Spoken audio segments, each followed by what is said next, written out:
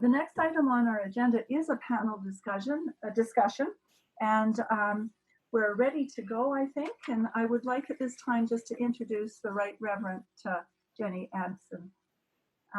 She is our representative to the House of Bishops and is the Bishop Suffragant in the Diocese of Toronto and the area of York Credit Valley. And without any further ado, Jenny, I will pass it over to you for this most interesting part, I'm sure. Thank you so much, Valerie. Of course, Valerie and Jim are a hard act to follow, but I'm delighted to be with you all here today. Some of you on the Zoom call, some of you viewing us on YouTube today. It's terrific to have you all here. As of when I'm speaking, 934,000 people around the world have died of COVID-19. 32 million are infected, and the richest nation in the world has the highest death rate, having just hit the grim milestone of 200,000 deaths. And as this virus that we cannot see and cannot touch continues to wreak havoc, never has partnership been more important. And so I'm delighted to welcome you to this panel discussion on partnership in the time of COVID. Our panelists are going to introduce themselves briefly in just a minute, and then they're going to take some questions from me, and then we will leave some ample time at the end for you to ask questions. And I'd encourage you to type your questions into the chat feature in Zoom or in YouTube. They'll then be collated and handed to me for the end of our time together. So without further ado, I would like to ask Musu, Wade, and Evrard to please introduce themselves and their organizations. And if everyone could please keep themselves on mute while our panelists speak. Musu, please. I'm really, really pleased to be representing the Canadian Foodgrains Bank today, especially following that tribute to Jim, who will be missed dearly at the Foodgrains Bank. We are indeed a coalition, a partnership of 15 church-based agencies that includes PWRDF, working together to respond to this issue of global hunger, and based on the belief that there's enough food in the world to feed everyone, and that God wants that no one goes hungry.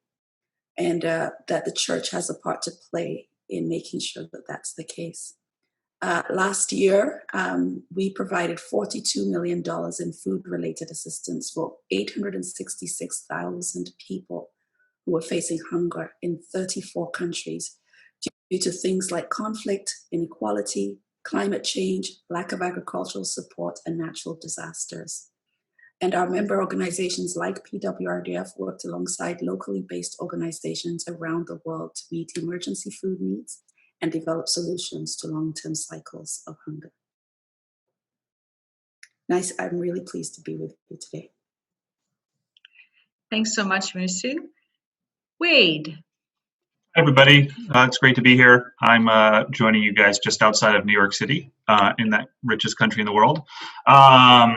It's nice to be here to see you all. My name is Wade Zamechek. I'm the Director of Development for Village Healthworks. I'm here because the person you probably normally see during these meetings is out on maternity leave.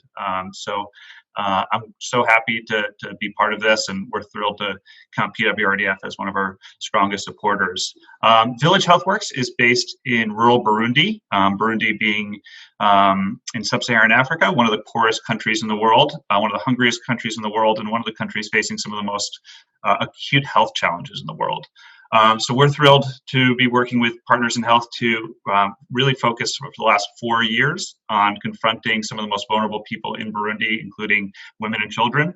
Our story, and it starts with our founder story, and just to briefly, because I don't have that much time, starts with Deo, who escaped genocide in Burundi, landed in New York, and quickly became homeless. While homeless and living in Central Park, a nun found him and helped him, and he was able to regain his strength and eventually ended up going to Columbia and then Harvard. From there, he was able to go back to Burundi and start Village Healthworks. And over the last 15 years, we've created some solutions to multidimensional poverty, mostly focused on health, but also including education, agricultural programs, economic development, and looking at a holistic approach to really solving some of the hardest problems for the hardest people. Today, we're on the cusp of something really new. We're about to open up a hospital, finally delivering surgical capacity to the people of rural Burundi. It'll be a huge game changer, and we're thrilled to almost be there. So more to come on that, but thank you for having me today. Thanks so much, Wade. And Evrard. Hi, everyone. Thank you for inviting me for this conversation. My name is Evrard Nahimana. I work with Partners in Health as Africa Region Policy and Partnership Advisor. So Partners in Health is a non-profit organization working in 10 countries across the globe, including Rwanda. And we work with the governments to strengthen health systems, provide high quality of care, mainly for poor, marginalized communities, educate medical professionals, and lead global health research. In Rwanda, over the last 15 years, Partners in Health has been working side by side with the government of Rwanda to strengthen the health system, mainly in 3 districts, covering a network of 3 hospitals, 42 health centers, so in a catchment area of nearly more than 1 million people.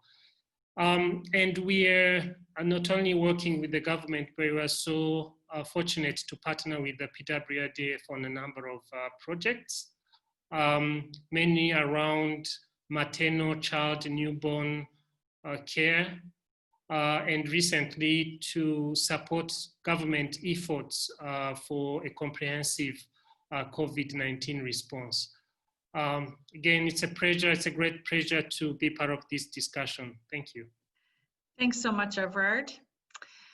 So my first question is the issues that each of your organizations has been dealing with that you've just told us about. Of course, all those issues existed long before COVID-19. But I'm wondering, what has COVID exposed about these issues that maybe wasn't as apparent before? And how has COVID changed the ways that you're working with local communities and in collaboration with organizations like PWRDF? So what's been exposed and what are you now changing and adapting? Wade, maybe I could ask you to answer first, please. Sure. Yeah, it definitely has really kind of changed the way we do business in many ways. I would say it's less exposed what was evident and more instead really kind of exposed what we already knew in a much more deep way. And I think that really kind of comes down to 3 things. First, there's inequalities that exist in the world and the most vulnerable often suffer. I think that that's very obvious, but we've seen that as there's resources that are being diverted. So from a fundraising standpoint, we're seeing some money that's being diverted domestically or being diverted to other areas. So that's really starting to help hurt the most vulnerable. There's a study that came out by the Lancet that was looking at worldwide reductions to access to essential health, such as maternity care, vaccinations, family planning, nutrition, partner violence, and child abuse. And the results are really scary in what they're projecting. We're seeing that the availability of a clean birth environment is likely going to be reduced from 69% in Burundi to 35%. We're seeing vaccination rates possibly go down from 90% to 43%. And all of this equates, unfortunately, like I said, to vulnerable communities being affected and dying. We're likely going to see 10,000 additional child deaths possibly in Burundi on the worst case scenario. Maternal deaths can also, we're expected could possibly go up to 50% higher. And this is not just deaths due to COVID. This is deaths due to resources being diverted because of COVID. So I think that's important to say. The second thing that we've realized and that COVID has helped us realize is that planning matters and that having people on the ground with the expertise to really manage these things is important. When COVID hit in March, we we're lucky to have 125,000 gloves and 5,095 masks and respirators already in supply. I think this really lets you know that once these things hit and the global supply chain stops, you have to be able to have these supplies there. So planning is essential. The other thing that's important is you need the people that know what's going on. We had doctors that lived through Ebola in neighboring Congo and knew how to respond to these things immediately. We knew that getting hand sanitizer was tough, but we had people on the ground who knew how to make homemade hand sanitizer in our facility. And so we were able to have those things done. And then the other thing that is just clear is that having connections to the community is essential. Village Healthworks is a Burundian-led organization. 99.5% of our staff is Burundian. Our CEO is Burundian. And for us to be able to really respond appropriately, we need to have those connections in the community. So having 200 community health workers that PWRDF has helped us fund and even expand over the last 4 years has been key to making sure that we're able to solve local problems with local people. This includes, everything from educating people on the ground, making sure that there's proper wash techniques that are being used, to working with our local sewing co-op to make beautiful Katenge masks. So I think we've been able to respond appropriately in these senses. The other thing is how have we changed our local communities? I think our initial focus is like really saying we need to act. How do we initially deal with these things? And then the other one is how do we then pivot to what are the long-term solutions? Dr. Evrard is saying, the need to strengthen healthcare communities, health systems. For us, that's going to be essential. And so moving forward, we need to think about what that means in Burundi, where there's very limited resources to do that. Thanks so much, Wade. There's some challenging statistics there, but encouraging to see how you're working on the ground to meet those. Thank you. Yeah. Musu, how would you find in your context, what has COVID exposed, and in what different ways are you now working with local communities? Well, I would say that many of the things that Wade just mentioned would be reflected in what we're seeing. But one thing that I want to emphasize is that COVID has really exposed the extent of the vulnerabilities and the extent to which these vulnerabilities create inequalities that lead to people facing hunger at high crisis levels. For example, women are disproportionately affected. You've heard Wade talk about the effect on maternal health care. However, there's also the fact that women are on the forefront of family care. Social norms often involve a high workload burden for women in many parts of the world and in many of these developing countries in which we're working. And their workload burden has increased further with children out of school. And if people fall ill, they're most likely to be looking after the sick. And that further reduces the time that they have already dealing with time poverty to do things like to farm, to harvest, to get food to market, and to access food in different ways that they need to. So it's really exposed the extent of the vulnerabilities that people are living with and the depth of the inequalities that we live with in the world.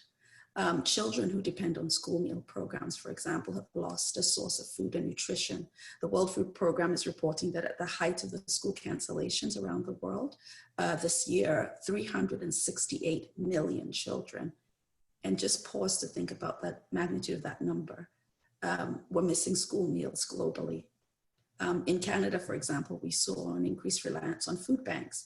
But we also have a social safety net, a government that's able to access funds to ensure that that impact is reduced. And in the countries where we work, where that's not the case, and people are depending on a daily wage, don't have access to refrigeration or unreliable electricity, even if they had income, they're not able to buy enough to store because they can't afford to have it go bad. So these kinds of things, the extent has really been exposed in a new way. Things like coping mechanisms of people who are living in poverty, skipping meals, eating less food, buying cheaper food that's less nutritious, is increasing malnutrition already. And this will have long-lasting impacts on physical and developmental effects, especially for children under 5. And so if families have to get to the point where they're selling assets like livestock or tools, it's going to take them years and years to recover from the effects of the pandemic this year.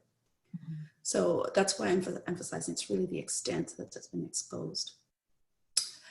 So food production itself has not necessarily been affected, but again, the disruptions to the food supply means that food producers might have less access to markets, which mean they have difficulty accessing inputs like seeds or tools or fertilizers that allow them to grow more and better food, or to labor that can't get to the farms to work, and or to normal transport that requires them to get the food to market to sell for income. Especially if they've had to sell any of their assets that you've just listed, right? Exactly. Yeah. Or if they live in an area where there's no good government transportation or public infrastructure. So normal transport has been disrupted or it's been halted in order to stop the spread of COVID-19. So they can't get to market to sell for income or to supply their communities. So the impact is on their families, but on their communities as a whole, because if they can't get food to markets, the whole community is suffering. I think the second half of the question is how we're working with local communities. How has it changed the way we're working with local communities? I think for us, the first priority was, of course, to assure the safety of local program staff and the people we serve. So like everybody around the world, that was the first thought is, okay, how do we keep people safe? Approving funds for personal protective equipment and conducting distributions over longer periods of time, working with local staff to come up with solutions that are best in their context. So it might have included delivering distributions directly to households instead of using distribution centers, or providing 2 months of food instead of numerous distributions every month. Second, we focused on small-scale farmers to support their efforts to secure their livelihoods and to supply food to their communities during the pandemic. We've secured additional grant funding from the Government of Canada to add 3 million of programming in 5 countries in East and Southern Africa: Ethiopia, Kenya, Democratic Republic of Congo, Uganda, and Zimbabwe. And PWRDF is co-funding a COVID-19 response in Kenya to strengthen market linkages and help vulnerable households acquire drought-tolerant seeds, poultry, and goats. Those are the kinds of things we're doing. And that's just one example. I wanted to link it directly to PWRDF today. Great. Thank you so much, Musu. Evrard, I'm sure you would echo many of the things that your colleagues have just been talking about, how it's exposed inequity at a deeper level and disrupted some of the ways that we can partner with people to help them.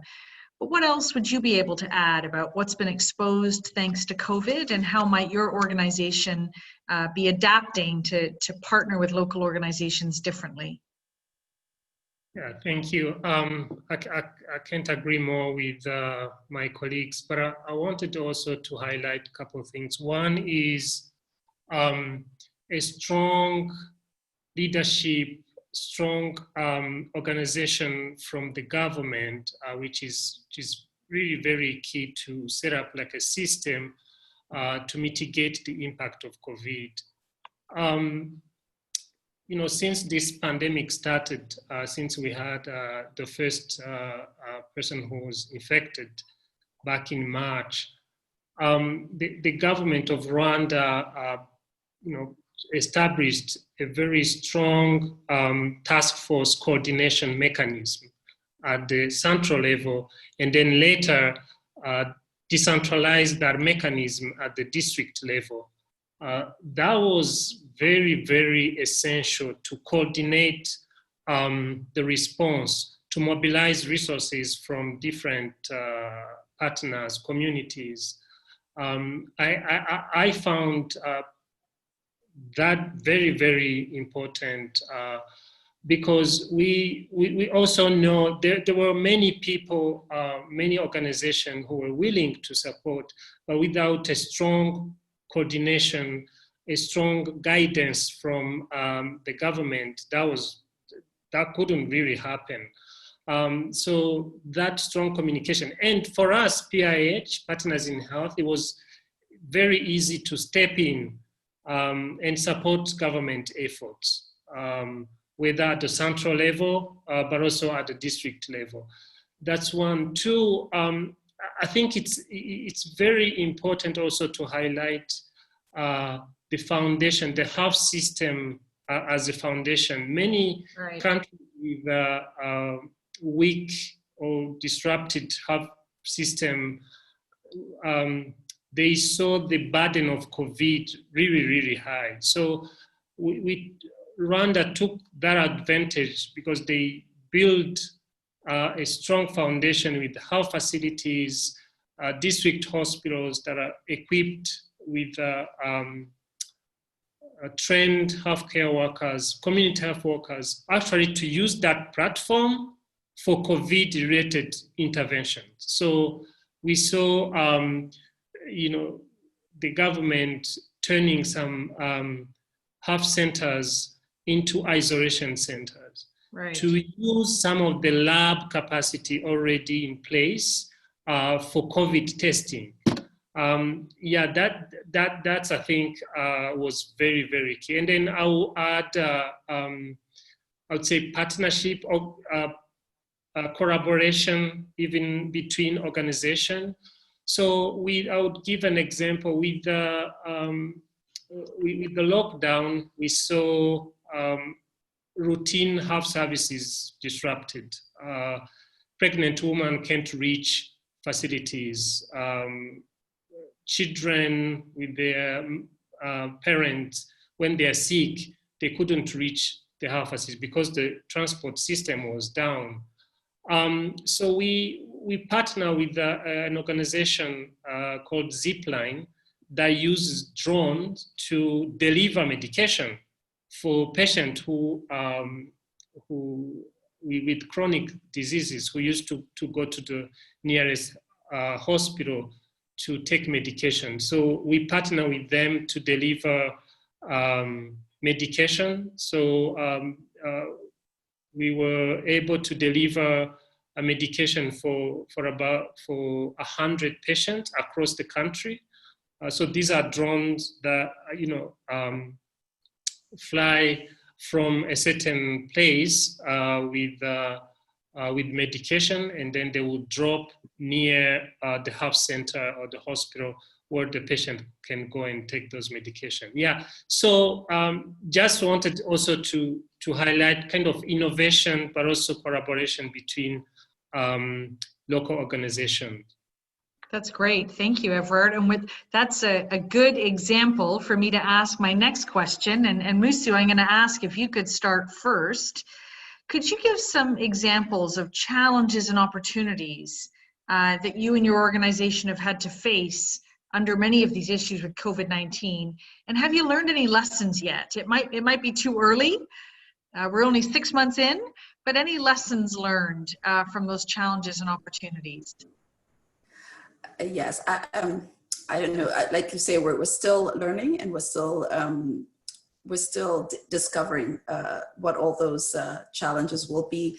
But I think one of the biggest confirming lessons, if anything, has been that local organizations are really best placed to determine the solutions for particular local challenges. Mm-hmm. For an organization like ours that work in 34 different countries, if we had taken the attitude of one size fits all, or determining here, how people are to adapt in various places in the world, that would not have gone very well, because the variety of innovation to adapt to circumstances has been very encouraging. And I just want to give a few examples that I've heard of in the course of my work. Local organizations have changed what types of food they're providing, because certain commodities that had been predetermined to be included in food baskets, say during distributions and emergencies, might not have been available. And so they've substituted with they've made local substitutions. They've changed the types of assistance that they're giving. So converting parts of assistance from food baskets to cash or vouchers, or the other way around, depending on the particular circumstances. They've revised who they're targeting based on who is emerging as most vulnerable. They've revised who they're targeting and who they give priority for support in emergency situations. And of course, having to take into consideration all the time country-specific guidances on border restrictions and COVID prevention measures within a country, or even within a different region within a country. But also when we're talking about our long-term responses, to agriculture and livelihood situations. We've seen local based organizations change training approaches and resorting to phone and text messaging in order to continue to deliver training locally. And one of the advantages for us, because of when we work with a member like PWRDF and they're working with a local organization, we didn't have to face issues like trying to repatriate staff. The staff was already there, and staff was already, didn't have to move out of the communities. So they were able to do things like provide one-on-one field support instead of group support, and look at mobile platforms for facilitating savings. There's a wonderful story out of Kenya that we've just heard from one of our staff, where they started off, providing face masks and soap and not knowing what to do. And then when they realized they were not able to access fertilizer, developed with the local partner for Daily Trust, for fertilizer based on local plants. And the quote from our staff has been that one very silver lining, without taking away from the real suffering of people, has been that this has pushed us in directions that will make us better in what we do, even post-pandemic. And so that has been amazing to see. Isn't that wonderful, Musu? I've heard that in the context of local churches, that the pandemic has pushed us in some directions where we needed to go anyway. So I'm glad to hear that in your context as well. Wei, can you share any examples of challenges and opportunities under COVID, and any lessons that you and your organization are learning, realizing that it's early days? Yeah, definitely. It is early days. I think it's important to note that COVID really hasn't ravaged our community. We've only seen about 500 cases in Burundi. A lot of that is probably due to lack of testing, but we're in a very rural part, and even talking to our chief medical officer based on the ground there, we have not seen a huge uptick in cases right now. That being said, we've done a lot to prepare for that. And I think I stressed that in my earlier comments, that it's essential that you prepare. And this new round of support with PWRDF is going to be key to replenishing a lot of those needed things that we need, whether it be gloves, masks, bleach, but also, so I think that's been, it's important to note that we haven't seen a huge spike right now. That being said, I think one of the key lessons that we've learned is that it's important to educate, I think, partners in many ways on what we're seeing. And then also to help them kind of think about how to respond to this pandemic in a much more broad way, especially in a place where we're not seeing people dying of COVID. So what we've been doing is educating a lot of our funders and our partners to think about the response to COVID-19 as a way to strengthen our response to future problems or current problems as well, and to just broaden that. And so for us, we're building, like I said, a hospital. The hospital should be done in the next 6 months. But if you look at really how to respond to COVID-19, obviously, well, not obviously necessarily in the United States sometimes, but masks are essential, gloves, PPE is essential. You need that stuff. But without certain things like oxygen, ventilators, the ability to isolate patients, a modern health facility, properly trained staff, there's no ability to confront this. And really where we are in rural Burundi, there's not those things. So we're building a 150-bed hospital that will have those things. So we've spoken to partners, like PWRDF or other people, to say like, hey, we do need help with some of the basic stuff to make sure that sanitation's happening. We do need help with gloves and things like that. But we've really positioned our response to COVID to define it as health strengthening. And that essential part of health strengthening is having the health facility to build that. So with that, we're really excited to see this move forward. We'll be able to not only confront COVID when and if it hits our community, when this hospital is done, but really be able to respond to the myriad of other problems that are affecting our community, including one of the highest maternal mortality rates in the world, the fact that over half the population in Burundi got malaria last year. So I think like these are serious issues, COVID. We're not trying to minimize it, but we really recognize that there's so many other issues that are confronting Burundi in a place where tuberculosis is still prevalent or HIV rates are still high. So I think for us, it's an important lesson to really kind of help educate partners about where we need to pivot, how we need to think about this response in many ways, and broaden what the expectations are. There's many ways that, you know, the cookie crumbs can help the people of the poor, and that's true, you know, but Sure. we really do need to be able to provide modern, quality, dignified care to really confront this disease and the most vulnerable parts of it. Thanks, Wade. I'm going to ask Evrard the last question as well, but we're about to turn it over to you, our viewers, to ask questions as well. So please feel free in the chat function to send your questions in, and we'll get those collated and sent to me in just a minute. But Evrard, we'd love to hear from you about examples of those kind of challenges and opportunities that you're seeking to address under COVID, and what your organization or you personally are learning at this time. Thank you. Thank you. Well, the pandemic is still there.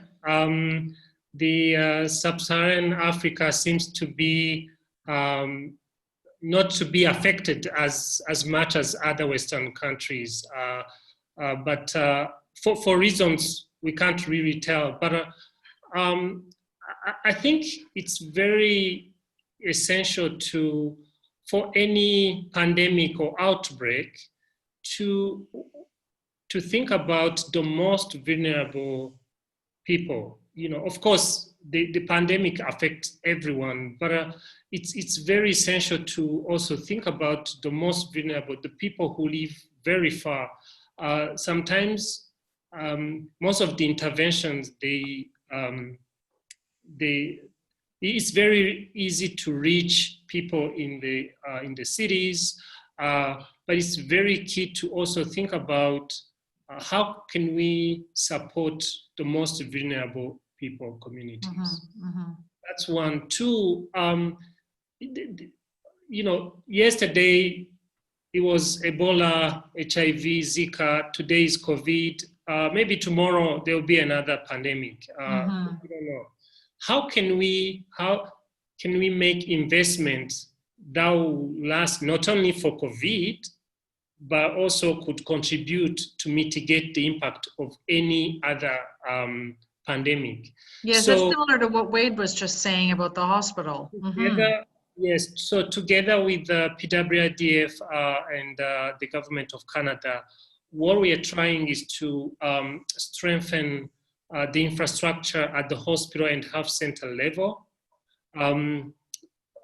For example, we are trying to see if we can put in place the supply chain with oxygen plants, so that those investments will last. They will help for COVID, but they will also support even for routine services.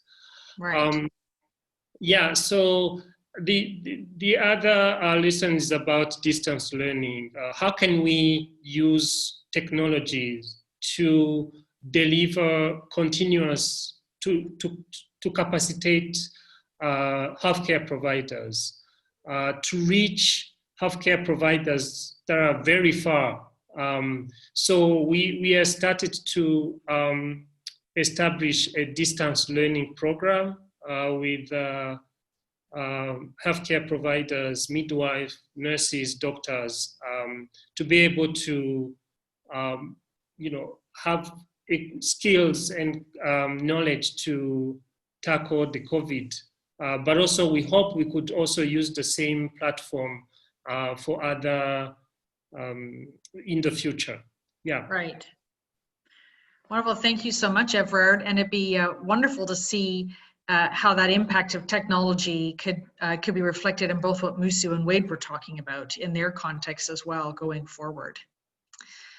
Friends, we now have some time for questions that are coming from you. And I think Michelle was going to send me any questions that have come through. Yeah, so I can see it there. Wade, you mentioned funds being diverted to or from COVID. Yeah, well, I think— Can you say a bit more about that? Sure can, yeah. I think there's some partners, the people on the line here being one of them, who've really leaned in and recognized that this is a time to help their partners and has given more. A lot of our funding is coming from the United States, and we're also seeing some funders who are really focused on domestic issues, whether it be the election or Black Lives Matter or the response to COVID in the United States. And so I think we're seeing from, you're asking the development director, so this is something I know a lot about. We're seeing both things. We're seeing people that are starting to really lean in, and they see this as an opportunity to help Sub-Saharan Africa or the regions we're in, but we're also seeing a lot of people say, hey, not right now. Anytime you also see an economic dip, you also see a drop of funds. So there are funds being diverted in that sense. So to find people like COVID or like PWRDF to really lean in right now is a huge help, especially to a small organization like Village Healthworks. We don't have a huge endowment, and so it's not like we're living day to day. But this type of multi-year commitment that we get from PWRDF helps us expand the capacities to treat people, to make inroads into new communities. So I think it's important to thank you guys for that. Thanks, Wade. Yeah. You meant your donations, not funds within Burundi being diverted. Is that right? Yeah, I meant donations. Yeah. There really aren't many government funds that are being used that we're seeing in the rural parts. It's important to note. I mean, I think if you can look at the response that Evrard is describing in Rwanda, it's very different in Burundi in many ways. There's just really not the same type of infrastructure in Burundi to respond to those things, despite the fact that the countries are very similar and basically touching each other, or not even basically, sharing a border. Yeah. But that's, I think, another thing to drive the importance of partnership. I mean, it's important to note, I think, that Partners in Health and Village Healthworks are sister organizations. There is collaboration across the border there. We share both board members, we share resources. We're working with them to expand capacity to train doctors at their medical facility up in Butaro, as well as have their doctors train at our facility in Kigutu. So I think there's these cross-border areas of collaboration that's essential in these areas as we look to build the systems to confront both COVID and the next pandemic that comes and affects our part of the world. Maybe it's wishful thinking on my part, but I wonder if the actual experience of a global pandemic that now has hit North America and hit the richest country in the world the hardest will open people's eyes, hearts, and then maybe their wallets to supporting people in the developing world when the next pandemic comes, which all three of you have referenced, right? Is getting ready for when the next, is it Ebola or what is it, when the next wave comes. And I wonder if you have any thoughts about, as I said, maybe it's wishful thinking, but do you have any sense of whether the West, now having actually confronted a pandemic, may actually be prepared for the next one better in the developing world?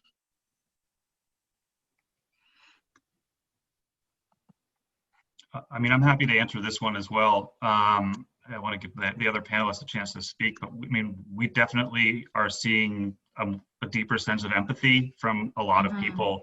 I think the feeling that a Burundian mother feels when she has a complication due to pregnancy or when she finds out her child has malaria is probably similar to the anxiety and fear that a lot of North Americans have never really felt before when they find out that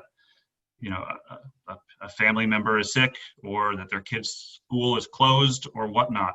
That's right. So we really do hope that this builds a sense of empathy for people and a solidarity, social solidarity with the communities that we serve, because these are problems that these people confront on a daily basis, year in and year out. Thanks, Wade. Evrard, Valerie's interested to hear more from you about collaborating with the local governments and whether that could be something that develops long term. Is there an opportunity there for you? Sure. So as I mentioned, there was a decentralization of COVID response mechanism from the central level to the local district level. So currently we have a task force with all the key teams with surveillance, testing, contact tracing. So we hope that kind of mechanism will stay, not only for COVID, but to kind of have that structure at the district level for almost all health-related issues. We are fortunate to have such a strong government, both at the central but also at the district. But we want to take those advantages, those benefits, to see if we can, continue to strengthen the health system. I wanted also to also highlight the regional collaboration. COVID is, it's a cross-border. The virus doesn't care about borders. It's very essential to have that regional as well as global collaboration. I think Wade mentioned that we were so happy to see how the African Union, the African CDC tried to coordinate at the African Union level for things around supply chain, for example. So we hope, really, we wish that kind of collaboration will stay longer. Yeah. That's great, Evrard. Thank you. I'm going to have one more question. I've had a few sent to me, which is terrific. I think you mentioned this, and maybe one of you could say more about it. Do you find that the pandemic is restricting people accessing, basic and essential medical services, particularly around maternal health? Are you finding that being disrupted in a significant way? Musu, did you want to respond to that first? Maternal health? Mm-hmm. Are people accessing these services less? Like, is their access to it being disrupted? Well, I think I don't have any direct information about access to services, but we know that with the containment efforts that disrupted, that had things like lockdown rules or restrictions on movement, that really affected people's ability to, say, access food distribution sites or access markets and things like that. And in our context, when we're talking about hunger and food, we're talking about access to more and better food. So if you don't have enough food or you don't have the right kinds of food, that it is affecting maternal and child health. Because so when we're talking about malnutrition, we're always looking at pregnant and nursing mothers, because their health impacts the health of their children and their own health, of course. But so yes, is it having an impact? Absolutely. Yes. We're seeing that rise in malnutrition already as a result of the containment efforts. I think you've heard Evrard say that COVID itself is not impacting communities as a health issue. It's the containment issues and the knockoff effects of the economic downturn that is really having an impact on a lot of the communities where we work. Right. Thanks so much, Musu. Wade, did you want to jump in there? Just really briefly, we've changed the triage area at our clinic in a way so we're seeing less patients. So I think when you see less patients, you're going to have more health problems. We're also seeing people travel less. It's harder to get around because of the COVID. So yeah, I think we don't have hard numbers in terms of like the maternal mortality rate or the skilled birth rates or things like that yet. We're starting to track these things. We do on a quarterly basis, but they haven't made it this far yet. Sure. But my predictions, based on what I said earlier, is that we will see severe disruptions and increases in maternal mortality rates and infant mortality rates because of this, even if it's not affecting Burundi, the disease necessarily. Right. Absolutely. Thanks, Wade. Friends, we're at the end of our time together. And I'm going to ask each of our panelists to just give us a final answer to a final question. We've got about 2 minutes each. And I'd love to hear from Evrard starting first. Given what you and your organization have faced in the past 6 months, what's your message to us today at PWRDF, one of your partner organizations? And are there new and different ways that we need to be thinking about partnership and collaboration?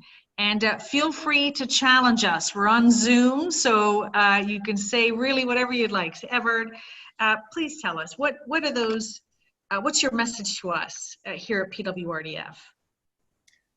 Thank you, Jenny. I wanted first really to thank PWRDF for the for the solidarity and collaboration. We've been working together over the last 4 years. We hope and wish to continue for years to come. Two, three things. One, as I mentioned, COVID shows that with the weak health system, there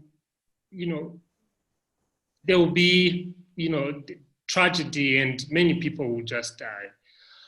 It's very essential to build a strong health system foundation. And here I mean to put in place, infrastructure, train staff, equipment, system, data monitoring, research, to make investment around that. That's one. Two, because that system will help to mitigate not only COVID, but routine other services. Pregnant women will be able to have safe space to give birth. People with malaria, with HIV, with hepatitis, they'll be able to have strong system that will take care of them. That's one. Two, I think it's equity and solidarity. I think those are very, strong words that, should inspire all of us when we make investment. How could we not only focus to, communities in low resource setting, but also the most marginalized, the poorest of the poor. Very important. And then, of course, solidarity. How can we work together with communities, organization, government for that? Thank you so much for having me on this discussion. It was a very fruitful discussion. Thanks, Evrard. Before I pass on to the next member, I'd just love to hear a little bit about how your organization is keeping people motivated during the pandemic. And we're 6 months in here in Canada, and I can tell you that we're all looking forward to putting 2020 into the dustbin of history. So we feel like we're reaching our limit. How are you keeping people motivated in your organization at this time?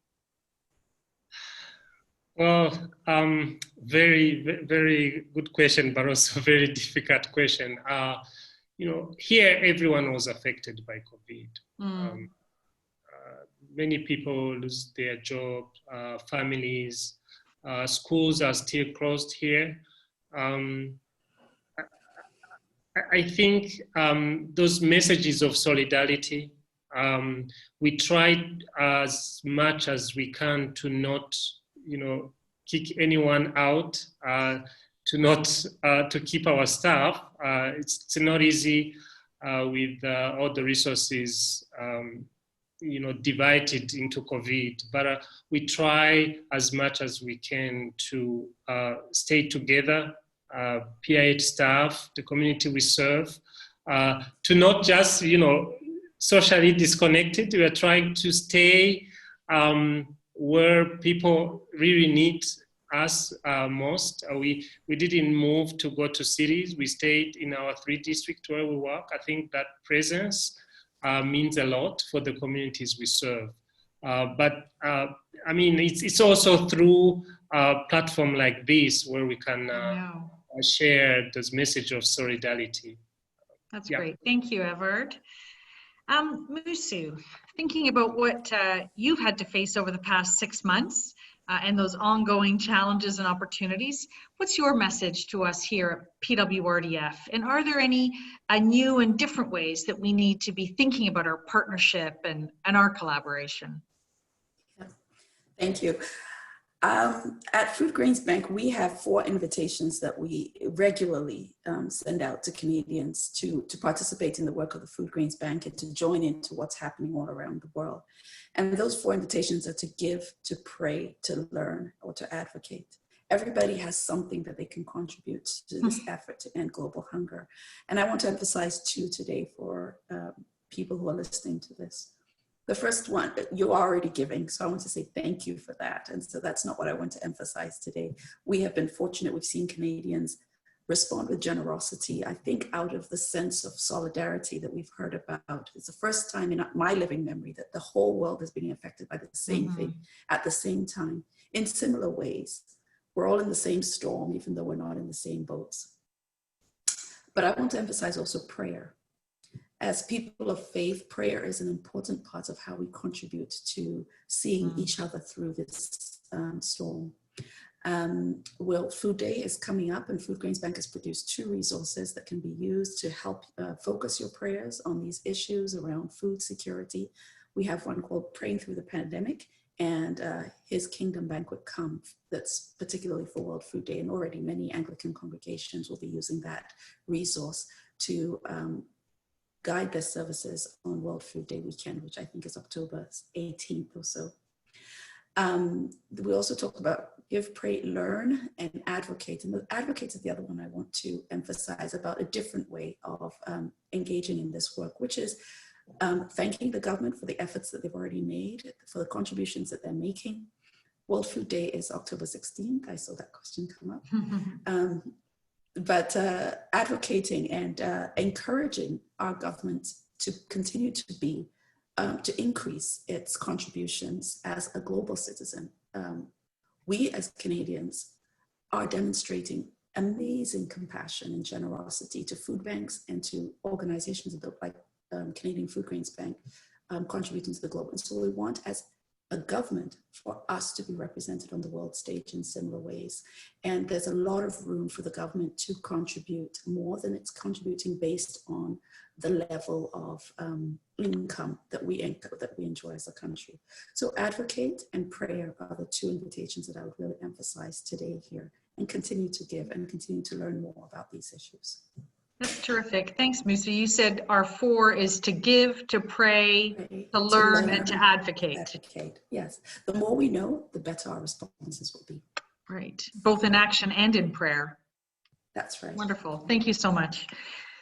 Wade, you get to be last but not least.